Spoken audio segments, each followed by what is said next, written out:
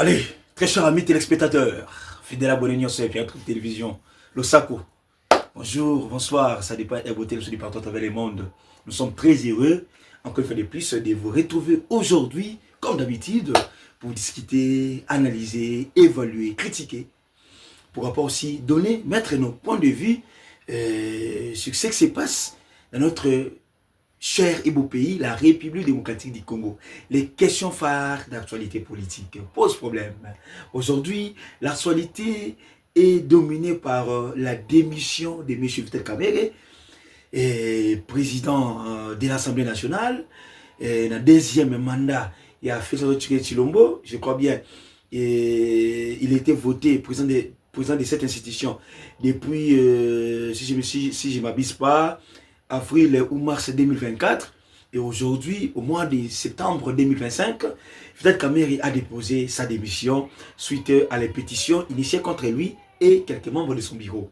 Alors, Kamerhe, comme on dit toujours, l'homme sage voit les mal de loin et se cache.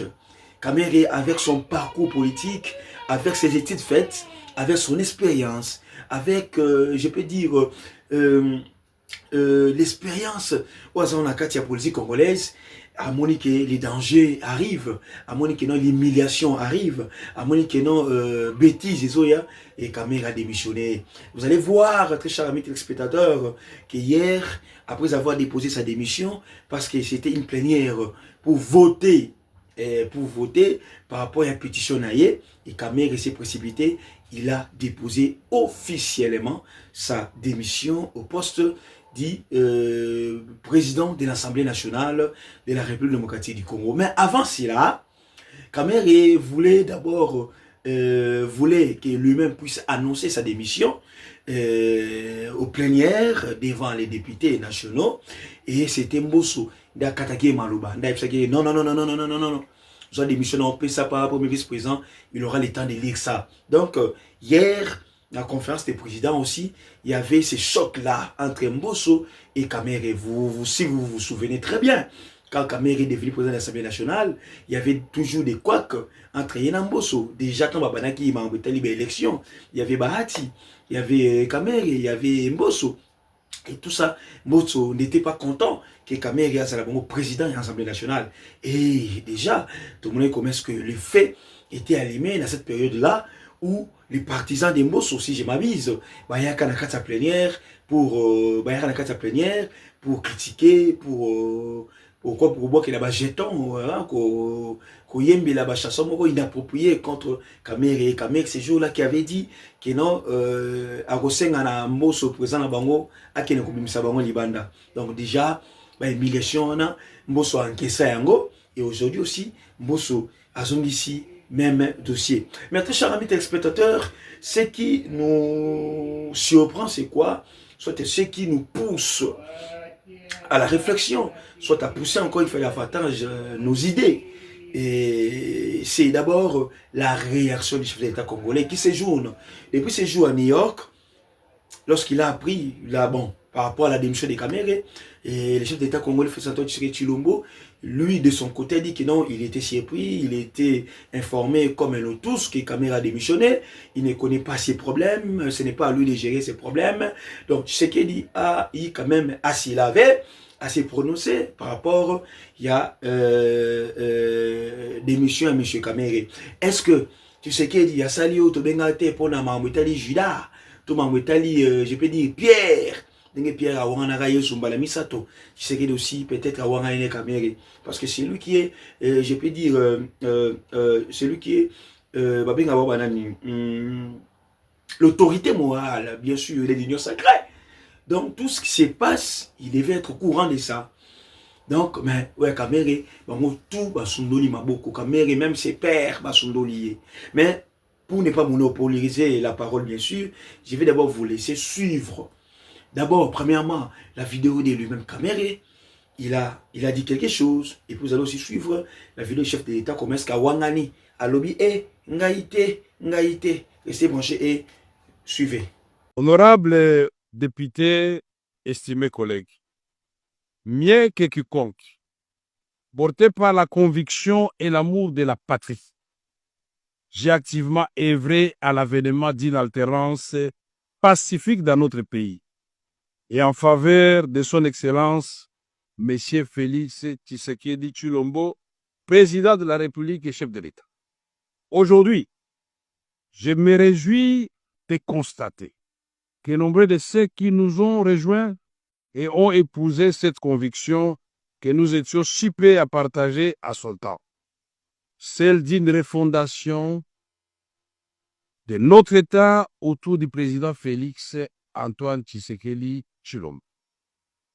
J'ai consacré l'essentiel de ma vie à la recherche de la consolidation de la paix, ainsi qu'à l'amélioration des conditions de vie de notre population.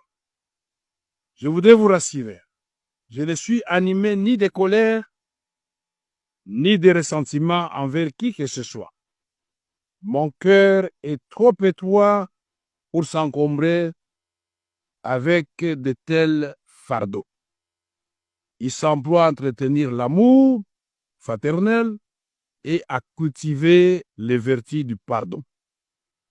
Honorables députés, estimés collègues, le vote attendu ici, quels qu'en soient les résultats, porterait immanquablement un coup dur aux acquis auxquels j'ai contribué moi-même et que nous sommes tous appelés à préserver. Je prends donc la mesure du spectre de la division et des clivages qui menacent de fragiliser la cohésion nationale et l'harmonie institutionnelle, pourtant indispensable à la réussite de notre projet collectif, restaurer la paix, impulser le développement, renforcer le développement de notre pays. J'ai appris comme vous aussi aujourd'hui la démission du président de l'Assemblée nationale.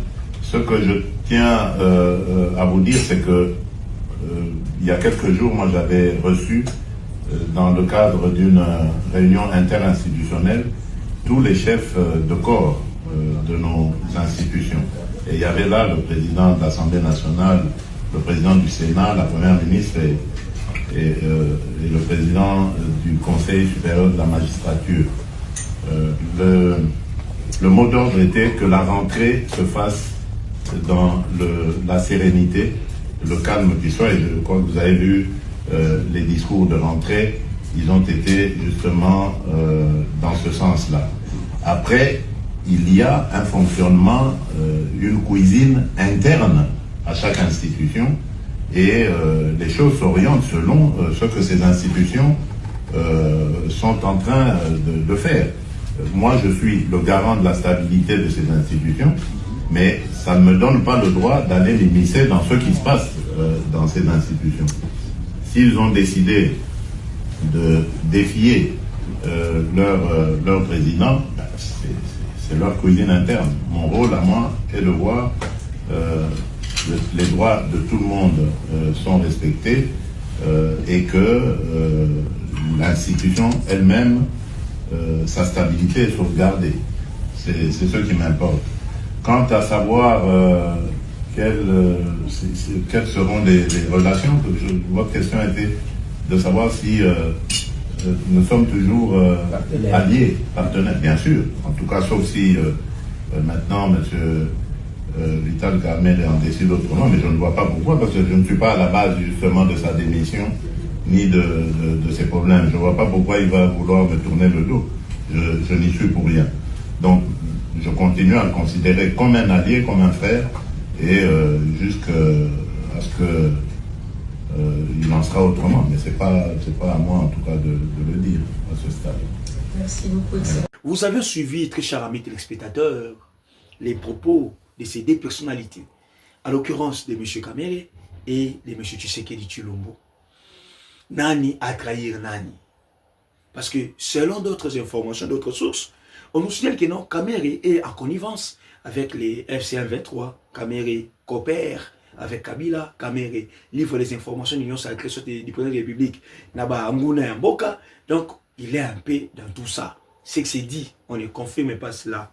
Mais l'avenir et les temps, peut-être, Europé Sabiso, la vraie et la bonne version. Et pourquoi maintenant aussi les gens s'inquiètent du silence des Camérés? Pourquoi Caméré est silencieux? Pour une interrogation. Pourquoi Caméré est laissé précipiter pour démissionner? Pour une interrogation. Pourquoi Caméré n'est pas en colère? Parce qu'il a dit, je vous le dis, il a dit ceci. Il a dit, je ne suis animé de colère ni de ressentiment envers qui que ce soit.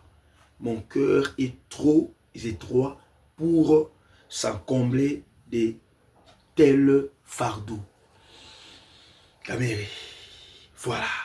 Dossier à suivre. On va toujours vous informer par rapport à ça. Maintenant, la grande question maintenant est qu'on doit savoir qui va remplacer Caméré au perchoir. Mbosso, pour l'interrogation. Est-ce que Place on est aux a toujours dans l'espace Grand Kivu? Parce que ceux qui ont l'espace Grand Kivu, nous avons des grandes personnalités. Aujourd'hui, dans la sacrée, entre autres, c'est Julien Paluku Kaonga et Justin Bitakwira. Alors, très chers amis téléspectateurs, toujours en avancement, il y a FCN 23, les rebelles, le général Idi Kapend n'est pas resté silencieux, il a parlé, il s'est prononcé, il a placé un mot dans tout ce qui se passe. Je vous signale aussi, je vous informe aussi que non, le général Idi Kapend s'est marié en cachette. Bon, pas s'est marié, mais à finaliser, à régulariser les balaboyés dans mon long alinaye. Oyo bazala ki na ye panda ba nebele mais sangwana ba bomba kiango et banika ka ndenge zala ka luki pour vous informer que général Idi Kapend na balaki. Restez branchés d'abord pour suivre cet élément, cet extrait des vidéos du général Idi Kapend. On va rentrer pour continuer. Kabila.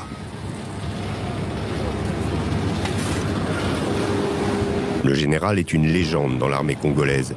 C'est lui qui dirige la sécurité des 4 provinces, dont le Haut-Katanga, la plus riche en minerais dans tout le pays, est l'objet de toutes les convoitises. Entre autres, s'il y a la guerre à perpétuité chez nous, à l'Est, c'est à cause des minéraux. Or, le Congo, notre pays, a comme base économique et minière dans l'ex-Katanga que je commande sur le plan militaire. Ça veut dire qu'en dehors de la sécurité, d'une manière générale, nous avons aussi l'obligation de protéger tous les secteurs miniers pour que ces mines ne soient pas